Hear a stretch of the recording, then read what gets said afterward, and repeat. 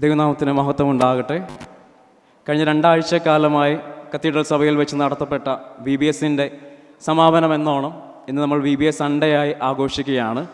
ഇതിനുശേഷം VBSൻ്റെ സമാപന സമ്മേളനവും നടത്തപ്പെടുകയാണ്. ആദ്യമായി ഏവരെയും ഈ VBSൻ്റെ സമാപന സമ്മേളനത്തിലേക്ക് സ്വാഗതം ചെയ്യുന്നു. ഈസ്റ്റ് കേരള മഹായിടവകയിലെ ഏറ്റവും വലിയ ഒരു VBS ആണ് നമ്മുടെ കത്തീഡ്രൽ സഭയിൽ വെച്ച് നടത്തപ്പെടുന്നതെന്ന് പറയാൻ വളരെയേറെ അഭിമാനമുണ്ട്. ഈ വർഷവും ഏകദേശം 102 വിദ്യാർത്ഥികളും 18 അധ്യാപകരും 12 വോളണ്ടിയേഴ്സും കൂടാതെ കുട്ടികളുമായി പള്ളിയിലേക്ക് വരുന്ന രക്ഷകർത്താക്കളും അടക്കം ഏകദേശം ഒരു 150ഓളം ആളുകൾ എല്ലാ ദിവസവും തന്നെ VBSൽ പങ്കെടുത്തു. ഈ VBS ഇത്രയും വിജയകരമായി തീരുവാനുള്ള കാരണം നിങ്ങളുടെ ഓരോരുത്തരുടെയും പ്രാർത്ഥനയും അകമഴിഞ്ഞ സഹായവും തന്നെയാണ്. എല്ലാവരോടും VBSനെ ഓർത്ത് പ്രാർത്ഥിക്കുകയും സഹകരിക്കുകയും ചെയ്ത, സാമ്പത്തികമായി സഹായിച്ച, വേണ്ട കൈത്താങ്ങലുകൾ നൽകി തന്ന എല്ലാവരോടുമുള്ള നന്ദിയും സ്നേഹവും VBSൻ്റെ പേരിൽ ഈ സമയത്ത് അറിയിക്കുകയും ചെയ്യുന്നു. ഈ വർഷത്തെ VBSൻ്റെ ചിന്താവിഷയമായിട്ട് എടുത്തിരിക്കുന്നത് God's wifi always online with God എന്നതാണ്. ചിന്താവിഷയം കേൾക്കുമ്പോൾ തന്നെ നാം പൊതുവെ ആലോചിക്കും, എന്തുകൊണ്ടാണ് ആത്മീയമായ ഒരുപാട് കാര്യങ്ങളുണ്ടായിട്ടും ബിബ്ലിക്കൽ ടേംസ് ഉണ്ടായിട്ടും എന്തുകൊണ്ടാണ് പുതിയ ആധുനിക കാലഘട്ടത്തിൻ്റെ സാങ്കേതിക വിദ്യയുമായി ബന്ധപ്പെട്ട് നിൽക്കുന്ന ഒരു വിഷയം എടുത്തു എന്നത്. നമുക്കറിയാം, നാം ഓരോരുത്തരും ചെറുപ്പം മുതൽ പ്രായഭേദമന്യേ ഈ ഒരു കാലഘട്ടത്തിൽ മൊബൈലിൻ്റെ അഡിക്റ്റാണ്. അതുപോലെ തന്നെ ChatGPTയും AIയുടെയും ഒക്കെ കാലഘട്ടത്തിൽ ജീവിക്കുന്ന നമുക്ക് ടെക്നോളജി ഇല്ലാതെ ജീവിക്കാൻ ഇനി സാധ്യമല്ല. നാം കുട്ടികളെയും പുതിയ തലമുറയെയും കുറ്റം പറയാതെ എന്തുകൊണ്ട് ഈ സാങ്കേതിക വിദ്യ ദൈവത്തിങ്കിലേക്ക് ഇവരെ അടുപ്പിക്കുന്നതിനുള്ള ഒരു ടൂളായി ഉപയോഗിച്ചുകൂടാ? ഇതേ സാങ്കേതിക വിദ്യയും അവയുടെ പദങ്ങളും ഏവർക്കും വളരെ പരിചയമാണ്. ഇതുപയോഗിച്ചുകൊണ്ട് എന്തുകൊണ്ട് കുഞ്ഞുങ്ങളെ കർത്താവിലേക്ക് കൊണ്ടുവന്നുകൂടാ എന്നുള്ള ചിന്തയിൽ നിന്നാണ് ഗോഡ്സ് വൈഫൈ എന്നുള്ള തീമിലേക്ക് എത്തിയിരിക്കുന്നത്. നാം എല്ലാവരും ഒരിക്കലെങ്കിലും ഫോണിൽ വൈഫൈ ഉപയോഗിച്ചിട്ടുള്ളവരാണ്. വൈഫൈ വയർലെസ് ഫെഡലിറ്റി എന്നറിയപ്പെടുന്ന ഒരു സാങ്കേതിക വിദ്യ നാം ഉപയോഗിക്കുമ്പോൾ നമുക്കറിയാം, സൂക്ഷ്മമായി നോക്കുമ്പോൾ അതിനൊരു 3 പ്രത്യേകതകൾ കാണുവാനായിട്ട് സാധിക്കും. ഒന്ന്, ഈ വൈഫൈയിലേക്ക് പ്രവേശിക്കണമെങ്കിൽ വളരെ സ്ട്രോങ് ആയിട്ടുള്ളൊരു പാസ്വേഡ് നമുക്ക് ആവശ്യമാണ്. വളരെ ചുരുക്കം ചിലർ മാത്രമേ പാസ്വേഡ് ഇല്ലാതെ ഇത് ഫ്രീ ആയിട്ട് ഉപയോഗിക്കുന്നവരുള്ളൂ. ബാക്കി എല്ലാവർക്കും വൈഫൈയുമായി കണക്ട് ചെയ്യണമെങ്കിൽ പാസ്വേഡ് ആവശ്യമാണ്. രണ്ടാമത്, ഇതെല്ലാവർക്കും അവൈലബിൾ ആണ്. വൈഫൈ സോഴ്സ് ഉണ്ടെങ്കിൽ, ഹോട്ട്സ്പോട്ട് ഉണ്ടെങ്കിൽ, അല്ലെങ്കിൽ നമുക്കൊരു മോഡം ഉണ്ടെങ്കിൽ എല്ലാവർക്കും എവിടെ വെച്ചും വൈഫൈ ഉപയോഗിക്കാവുന്നതാണ്. മൂന്നാമത്തേത്, സിഗ്നൽ സ്ട്രെങ്ത്. ഈ സോഴ്സിൻ്റെ അടുത്തേക്ക് വരുമ്പോൾ, സോഴ്സിൻ്റെ നിശ്ചിത പരിധിക്കുള്ളിലായിരിക്കുമ്പോൾ നമുക്ക് വളരെയധികം സ്പീഡിൽ, അല്ലെങ്കിൽ സിഗ്നൽ സ്ട്രെങ്ത് വളരെയധികം വൈഫൈയുടെ കൂടുതലായിരിക്കും. ഈ സോഴ്സിൽ നിന്ന് അകന്നു പോകുമ്പോൾ സിഗ്നൽ സ്ട്രെങ്ത് കുറഞ്ഞു പോകുന്നതായിട്ടും കാണാൻ സാധിക്കും. ഭൗതിക തലത്തിൽ ചിന്തിക്കുമ്പോൾ ഈ ആശയങ്ങളുമായി കൂട്ടിയിണക്കി ആത്മീയ തലത്തിലേക്ക് വരുമ്പോൾ നാമും ദൈവവുമായിട്ടുള്ള ബന്ധം ഒരു വൈഫൈയുമായി ഉപമിച്ചു കഴിഞ്ഞാൽ നമുക്കറിയുന്നത് പോലെ ദൈവത്തിങ്കിലേക്ക് ചെല്ലണമെങ്കിൽ നമുക്ക് സ്ട്രോങ് ആയ ഒരു പാസ്വേഡ് കൂടിയേ തീരൂ. ഞാൻ തന്നെ വഴിയും സത്യവും ജീവനുമാകുന്നു, ഞാൻ മുഖാന്തരമല്ലാതെ ആരും പിതാവിൻ്റെ അടുക്കൽ എത്തുന്നില്ല എന്നോർപ്പിച്ച നമ്മുടെ കർത്താവായ യേശുക്രിസ്തു തന്നെയാണ് നമ്മുടെ ദൈവത്തിങ്കിലേക്കുള്ള പാസ്വേഡ് എന്ന് പറയുന്നത്. രണ്ടാമത്, ഞാൻ പറഞ്ഞതുപോലെ ഞാനെന്നോ നീയെന്നോ വ്യത്യാസമില്ലാതെ, ആണെന്നോ പെണ്ണെന്നോ വ്യത്യാസമില്ലാതെ, അല്ലെങ്കിൽ നിറഭേദങ്ങളുടെ വ്യത്യാസമില്ലാതെ ആർക്കും കടന്നു ചെല്ലാൻ പറ്റുന്ന ഒരിടമാണ് ദൈവസന്നിധി എന്ന് പറയുന്നത്. മൂന്നാമത്, ദൈവത്തിൻ്റെ അടുത്ത് നിന്ന് നാം അകന്നു പോകുമ്പോഴേക്കും നമ്മുടെ ആത്മീയ ജീവിതത്തിലും ഭൗതിക ജീവിതത്തിലും തകർച്ച ഉണ്ടാവുന്നതായി കാണുവാൻ സാധിക്കും. ദൈവത്തിങ്കിലേക്ക് അടുത്ത് വരുമ്പോൾ നമ്മുടെ ജീവിതത്തിൻ്റെയും സിഗ്നൽ കൂടി വരുന്നതായിട്ട് കാണുവാനായിട്ട് സാധിക്കും. ഇങ്ങനെ ഭൗതിക സാഹചര്യത്തെയും അറ്റ് ദ സെയിം ടൈം ആത്മീയ സാഹചര്യത്തെയും ഒരുമിച്ച് കൂട്ടിച്ചേർക്കുമ്പോഴാണ് God's wifi always online with God എന്ന ആശയങ്ങൾ പരസ്പരം ഇഴചേരുന്നത്. ഇന്ന് നാം വായിച്ചു കേട്ട സങ്കീർത്തന വേദഭാഗം തന്നെയാണ് ഈ ചിന്താവിഷയം എടുത്തിരിക്കുന്ന ഭാഗം. സങ്കീർത്തനം 145:18 ഇപ്രകാരം പറയുന്നു: യഹോവ തന്നെ വിളിച്ചപേക്ഷിക്കുന്ന ഏവർക്കും, സത്യമായി തന്നെ വിളിച്ചപേക്ഷിക്കുന്ന ഏവർക്കും സമീപസ്ഥനാവുന്നു. ഇതിനോട് ചേർത്ത് നമുക്ക് വായിക്കാൻ കഴിയുന്ന ഒരു വേദഭാഗമാണ് ഫിലിപ്പർക്ക് എഴുതിയ ലേഖനം 4-ാം അധ്യായം 6-ാമത്തെ വാക്യം. ഒന്നിനെക്കുറിച്ചും വിചാരപ്പെടരുത്, എല്ലാറ്റിനാലും പ്രാർത്ഥനയാലും അപേക്ഷയാലും നിങ്ങളുടെ ആവശ്യങ്ങൾ സ്തോത്രത്തോടു കൂടെ ദൈവത്തോട് അറിയിക്കുക അത്രേ വേണ്ടത്. ഈ 2 വേദഭാഗങ്ങളെ തമ്മിൽ നോക്കുമ്പോൾ ഇവയെ കണക്ട് ചെയ്യുന്ന ഒരു 3 കാര്യങ്ങൾ അവിടെയും കാണുവാനായിട്ട് സാധിക്കും. പ്രാർത്ഥന, സ്തോത്രം, അപേക്ഷ. കാലം പോകുന്നതിനനുസരിച്ച് ചിലപ്പോഴെങ്കിലും നാം കരുതാറുണ്ട്, ദൈവവുമായിട്ടുള്ള നമ്മുടെ ആരാധന വളരെ എളുപ്പമാണ്, ദൈവസന്നിധിയിലേക്ക് ആർക്കും എപ്പോഴും വരാം. അങ്ങനെ തന്നെയാണ്. എന്നിരിക്കലും ഏത് സമയത്തും പള്ളിയിൽ വരാം, എപ്പോഴും ദേവാലയത്തിൽ ചെന്ന് നമുക്ക് ആത്മീയ കാര്യങ്ങളിൽ ഇടപെടാം. എന്തൊക്കെ തെറ്റുകൾ ചെയ്താലും, എന്തൊക്കെ പാപങ്ങൾ ചെയ്താലും എല്ലാം കഴിഞ്ഞതിന് ശേഷം ഒരു മാപ്പപേക്ഷ ദൈവത്തിൻ്റെ മുമ്പിൽ വെച്ച് കഴിഞ്ഞാൽ നമ്മളെ വീണ്ടും ദൈവം വന്ന് നമ്മുടെ പാപത്തിൽ നിന്ന് രക്ഷിക്കും എന്ന് കരുതാനാണ് നമുക്ക് കുറച്ചും കൂടെ താല്പര്യം. എന്നാൽ അങ്ങനെയല്ല, ഇവിടെ വ്യക്തമായി തന്നെ പറയുന്നു, എപ്പോഴും സ്തോത്രത്തോടും അപേക്ഷയോടും പ്രാർത്ഥനയോടും കൂടെ ദൈവസന്നിധിയിൽ ചെല്ലുക. വേദപുസ്തകത്തിലുടനീളം നമുക്ക് വിവിധ ക്യാരക്ടേഴ്സിനെ കാണുവാനായിട്ട് സാധിക്കും. ദൈവസന്നിധിയിൽ ചെന്നതുകൊണ്ട് വിജയികളായി തീർന്നവർ ശലോമോൻ, ദാവീദ്, ദാനിയേലൊക്കെ ഇവരുടെ ഉദാഹരണങ്ങളാണ്. ഇവരുടെ മുന്നോട്ടുള്ള ജീവിതം, പുറകോട്ടുള്ള ജീവിതം നോക്കുമ്പോഴേക്കും ഇവരെല്ലാവരും എല്ലാം തികഞ്ഞവരായിരുന്നു എന്ന് നമുക്ക് പറയുവാനായിട്ട് സാധിക്കില്ല. എന്നാൽ ദൈവത്തോടുള്ള ബന്ധം കൊണ്ടാണ് ഇവരെല്ലാവരും ജീവിതത്തിൽ വിജയിച്ചതെന്ന് കാണുവാനായിട്ട് സാധിക്കും. നാമും ദൈവമായിട്ടുള്ള ബന്ധം കുറച്ചും കൂടെ സീരിയസ് ആയി കാണേണ്ടതല്ലയോ? നമ്മൾ നിസ്സാരമാക്കി കളയുന്നു പലതും. ദൈവസന്നിധിയിലേക്ക് നാം ചെല്ലുമ്പോൾ പ്രധാനപ്പെട്ട കാര്യങ്ങൾ കുറച്ചും കൂടെ സീരിയസ്നെസ്സോടുകൂടി, ഗൗരവത്തോടു കൂടി കാണേണ്ട സമയം എത്തിയിരിക്കുന്നു. ചിന്താവിഷയവുമായി ബന്ധപ്പെട്ട് നോക്കുമ്പോൾ 2 കാര്യങ്ങളാണ് ഞാൻ ചിന്തിക്കുവാനായിട്ട് ആഗ്രഹിക്കുന്നത്. എങ്ങനെയാണ് ദൈവബന്ധം ഉണ്ടാക്കിയെടുക്കുവാനായിട്ട് സാധിക്കുക? രണ്ടാമത്, എന്തിനാണ് നമുക്കൊരു ദൈവത്തിൻ്റെ ബന്ധത്തിൻ്റെ ആവശ്യം? ദൈവവുമായി എന്തിനാണ് നമുക്കൊരു ബന്ധം? ഒന്നാമത്തേൻ്റെ ഉത്തരം നമുക്ക് എല്ലാവർക്കും വളരെ വ്യക്തമായി അറിയാം. നമ്മുടെ രക്ഷകർത്താക്കളടക്കം നമ്മൾ കുഞ്ഞായിരിക്കുമ്പോൾ അല്ലെങ്കിൽ സൺഡേ സ്കൂളിലേക്ക് വരുമ്പോൾ നമ്മുടെ അധ്യാപകരൊക്കെ പറഞ്ഞു തന്നതാണ്, ദൈവത്തോട് നമുക്ക് എങ്ങനെ അടുത്ത് ചെല്ലാം. പ്രാർത്ഥനയിലൂടെ, വേദപുസ്തക വായനയിലൂടെ, വേദപുസ്തക ധ്യാനത്തിലൂടെ, അതുമല്ലെങ്കിൽ നല്ലൊരു ജീവിതം മറ്റുള്ളവർക്ക് കാണിച്ചു കൊടുക്കുമ്പോൾ, മറ്റുള്ളവരുടെ മുൻപിൽ നന്മയുള്ള പ്രവൃത്തി ചെയ്യുമ്പോഴേക്കും നമുക്ക് ദൈവത്തോട് അടുത്ത് ചെല്ലുവാനായിട്ട് സാധിക്കും. ഇതെല്ലാവരും നാം ചെയ്യുന്നുണ്ട്. എല്ലാ ദിവസവും അല്ലെങ്കിൽ എല്ലാ കാര്യങ്ങളും ഇതെല്ലാം നമ്മൾ വളരെ ചെറുപ്പം മുതൽ ചെയ്തു വരുന്നതാണ്. എന്നാൽ ഇന്നത്തെ സമൂഹത്തിൽ ജീവിക്കുമ്പോൾ ഞാൻ അടക്കമുള്ള തലമുറ നേരിടുന്ന രണ്ടാമത്തെ ചോദ്യം, ഇതിനാണ് ഏറ്റവും പ്രാധാന്യമുള്ളത്. എന്തിനാണ് ദൈവവുമായിട്ടുള്ളൊരു ബന്ധത്തിൻ്റെ ആവശ്യം? എനിക്ക് എല്ലാ കാര്യങ്ങളും കിട്ടുന്നുണ്ട്, ദൈവത്തിൻ്റെ ബന്ധമില്ലെങ്കിലും, ദൈവമായിട്ട് ഞാൻ പ്രാർത്ഥിച്ചില്ലെങ്കിലും ചെയ്തില്ലെങ്കിലും എനിക്ക് കുഴപ്പമൊന്നുമില്ല എന്ന് ചിന്തിക്കുന്ന ഒരു കാലഘട്ടത്തിലാണ് നാം ജീവിക്കുന്നത്. പ്രത്യേകിച്ച് ശരി തെറ്റുകൾ കണ്ടുപിടിക്കാനായിട്ട് ഇന്നത്തെ കാലഘട്ടത്തിൽ വളരെയധികം ബുദ്ധിമുട്ടാണ്. കാരണം ഇന്നത് ശരി, ഇന്നത് തെറ്റ് എന്ന് നമുക്ക് പറയുവാനായിട്ട് സാധിക്കില്ല. പോസ്റ്റ് ട്രൂത്തിൻ്റെ ഒരു വേൾഡിലാണ് നാം ജീവിക്കുന്നത്. എല്ലാ ശരി തെറ്റുകളും ആപേക്ഷികമാണെന്ന് പഠിപ്പിക്കുന്ന ഒരു തലമുറയിൽ, അല്ലെങ്കിൽ ദൈവവുമായിട്ടുള്ള ബന്ധം ഇല്ലെങ്കിലും എനിക്കെല്ലാം നേടാം എന്ന് കരുതുന്ന ഒരു തലമുറയിൽ എന്തിനാണ് നാം ദൈവവുമായിട്ട് സ്ഥിരം ചെല്ലേണ്ട ആവശ്യം എന്താണ്? നാം എല്ലാവരും അറിയുന്നത് പോലെ എന്തിനാണ് ദൈവത്തിൻ്റെ അടുക്കിലേക്ക് ചെല്ലേണ്ട ആവശ്യമുണ്ടോ? ഇല്ലെങ്കിൽ എന്നും വന്ന് നമുക്ക് പുറമേയുള്ള ആന്തരികമായ ജീവിതത്തിൽ പ്രത്യേകിച്ച് അർത്ഥങ്ങളൊന്നും ഇല്ലെങ്കിലും പുറമേ വന്ന് പള്ളിയിൽ ചെന്ന് ബൈബിൾ വായിച്ച് അല്ലെങ്കിൽ ദൈവമായിട്ട് ചെറിയൊരു പ്രാർത്ഥനയുമായിട്ട് മുന്നോട്ടേക്ക് പോരാ. കർത്താവായ യേശുക്രിസ്തു നമ്മളോട് പറയുന്നു, നാം ഓരോരുത്തരും ദൈവത്തിൻ്റെ സൃഷ്ടികളാണ്. നമ്മെ സൃഷ്ടിച്ചത് ദൈവമാണ്. നമ്മെ ഓരോരുത്തരെയും കുറിച്ച് ദൈവത്തിന് വ്യക്തമായ പദ്ധതികളുണ്ട്. നമ്മുടെ ജീവിതത്തിൽ ഓരോരോ പ്രശ്നങ്ങളും പ്രയാസങ്ങളും പ്രതിസന്ധികളും ഒക്കെ വരുമ്പോഴേക്കും നാം പെട്ടെന്ന് ദൈവം നമ്മളെ സഹായിക്കുന്നില്ല, അല്ലെങ്കിൽ ദൈവം നമ്മുടെ പ്രാർത്ഥന കേൾക്കുന്നില്ല എന്നുള്ള ചിന്തയിലൂടെ ദൈവത്തിൽ നിന്ന് അകന്നു പോകുന്നത് കാണുവാനായിട്ട് സാധിക്കും. എന്നാൽ നാം മനസ്സിലാക്കേണ്ടത്, ദൈവത്തിൻ്റെ വലിയൊരു പദ്ധതിയുടെ ചെറിയ കണ്ണികൾ മാത്രമാണ് നാം ഓരോരുത്തരും. ഒരുപക്ഷെ ഓരോ ചെറിയ കണ്ണികൾ എടുത്ത് നോക്കുമ്പോൾ നമ്മുടെ ജീവിതത്തിലെ പ്രശ്നങ്ങളും പ്രയാസങ്ങളും വിഷമങ്ങളും ഒക്കെ വരുമ്പോഴത്തേക്കും എപ്പോഴും സമാധാനവും സന്തോഷവുമുള്ള ജീവിതമായിരിക്കണം എന്നില്ല നമുക്ക് വേണ്ടത്. പക്ഷേ നാം മനസ്സിലാക്കി കഴിയുമ്പോഴേക്കും ദൈവവുമായിട്ട് അടുത്ത് ചെല്ലുമ്പോൾ ദൈവത്തിൻ്റെ വലിയൊരു പദ്ധതിയുടെ ഭാഗമാണ് നമ്മളും എന്ന് മനസ്സിലാക്കുമ്പോൾ നമ്മുടെ ജീവിതത്തിലേക്കും സ്വർഗീയ സന്തോഷവും സമാധാനവും കടന്നു വരുന്നതും നമുക്ക് മനസ്സിലാകുവാനായിട്ട് സാധിക്കും. വേദപുസ്തകം നോക്കുമ്പോൾ അവിടെ നമുക്ക് 2 വ്യക്തികളെ കാണുവാനായിട്ട് സാധിക്കും. ഒന്ന് യോന, 2 ഏലിയാവ്. ദൈവവുമായുള്ള ബന്ധത്തിൽ യോനയുടെ ആദ്യ നിയോഗം എന്ന് പറയുന്നത് മഹാനഗരമായ നിനവയിൽ ചെന്ന് ദൈവം അരുളി ചെയ്യുന്ന കാര്യം അവിടുത്തെ ജനത്തോട് പ്രസംഗിക്കുക, അവരവരുടെ ദുർമാർഗങ്ങളെല്ലാം വിട്ടുതിരിഞ്ഞ് മനസ്താപത്തോടുകൂടി ദൈവത്തെങ്കിലേക്ക് തിരികെ വരിക എന്നുള്ളതാണ്. എന്നാൽ ബുദ്ധിമാനായ യോന കാണിക്കുന്നത് നേരെ നിനവയിലേക്ക് പോവുകയല്ല, അവിടെ നിന്നും ദൈവ പദ്ധതിയിൽ നിന്നും ഒളിച്ചോടി തർശീശിലേക്ക് പോകുന്നു.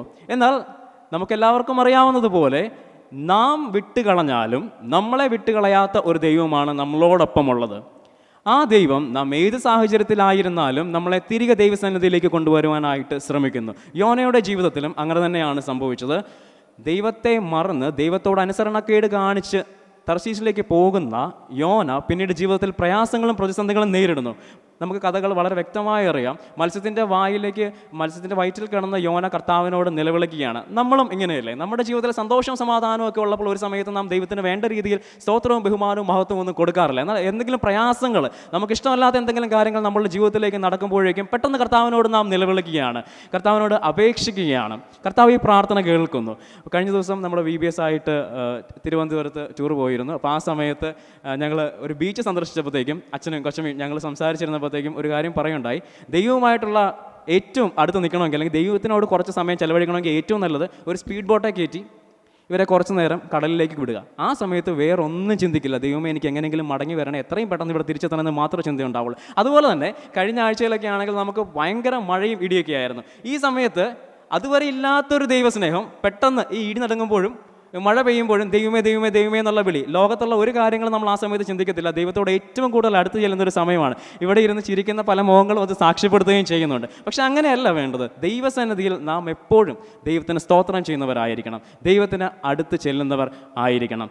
യോനയെ ദൈവം തിരിച്ച് ശുശ്രൂഷയിലേക്ക് കൊണ്ടുവരുന്നത് പോലെ തന്നെ ഏലിയാവിൻ്റെ ജീവിതത്തിൽ നാം ഇത് കാണുന്നുണ്ട്.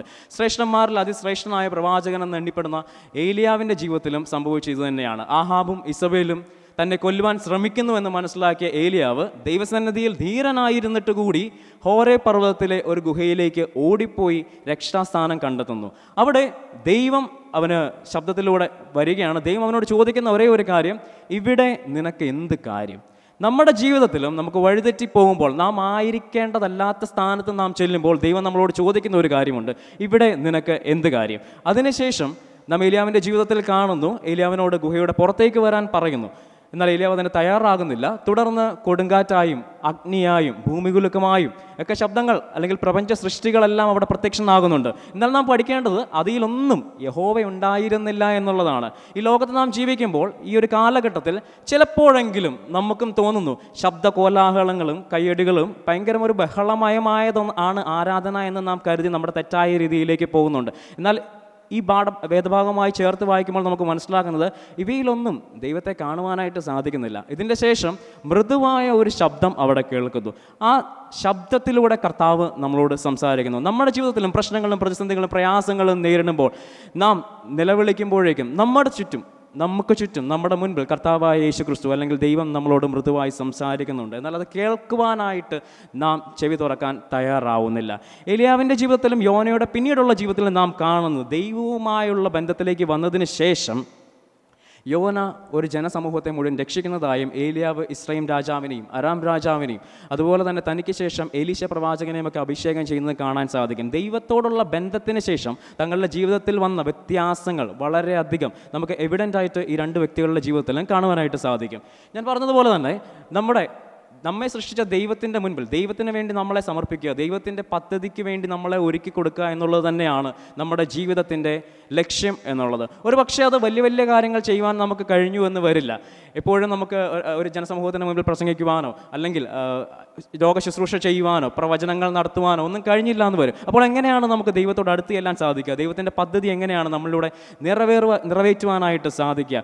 വളരെ എളുപ്പമാണ്. ക്രിസ്ത്യാനി എന്ന നിലയിൽ നാം ചിന്തിക്കുമ്പോഴേക്കും നമ്മുടെ ജീവിതത്തിൽ ഒരു പക്ഷേ നമ്മൾ താലന്തുകളുടെ ഉപമയിൽ പഠിക്കുന്നത് പോലെ വിവിധ തരത്തിലുള്ള താലന്തുകൾ ഓരോരുത്തർക്കും കിട്ടിയിട്ടുണ്ട്. അപ്പോൾ മണ്ണിൽ കുഴിച്ചിടുന്നവരായിട്ട് മാറരുത്. നമുക്ക് ഓരോരുത്തർക്കും നമ്മുടെ ജീവിതത്തിൽ വിവിധ താലന്തുകൾ നൽകപ്പെട്ടിട്ടുണ്ട്. ചിലർക്ക് ഒരുപക്ഷെ പാടാനായിരിക്കാം, ചിലർക്ക് പ്രസംഗിക്കാനായിരിക്കാം, ചിലർക്ക് നല്ല രീതിയിൽ സംസാരിക്കാനായിരിക്കാം, ചിലർക്ക് നല്ലൊരു സുഹൃത്തായിട്ട് ഇരിക്കാനായിരിക്കാം. ഇതെല്ലാം ദൈവിക പദ്ധതിയുടെ ഭാഗങ്ങൾ തന്നെയാണ്. നാം ആയിരിക്കുന്ന സ്ഥാനത്ത് നാം ദൈവത്തിൻ്റെ സന്നിധിയിൽ ദൈവത്തിന് സമർപ്പിച്ചുകൊണ്ട് നിൽക്കുക എന്നുള്ളത് തന്നെയാണ് നമ്മെക്കുറിച്ചുള്ള ദൈവത്തിൻ്റെ പദ്ധതി. ഒരുപക്ഷെ നല്ലൊരു ഭർത്താവായിരിക്കാം, നല്ലൊരു ഭാര്യ ആയിരിക്കാം, നല്ല കുട്ടിയായിരിക്കാം, മറ്റൊരാളെ കേൾക്കാൻ സാധിക്കുന്ന രീതിയിൽ നാം ഇരിക്കുക, നല്ലൊരു ലിസണർ ആയിരിക്കുക, മറ്റുള്ളവരുടെ പ്രശ്നങ്ങൾ പരിഹരിക്കാൻ സാധിക്കുന്നവരായിരിക്കുക, മറ്റുള്ളവർക്ക് വേണ്ടി നന്മ ചെയ്യുന്നവരായിരിക്കുക, മറ്റുള്ളവരെ സ്നേഹിക്കാൻ കഴിയുന്നവരായിരിക്കുക.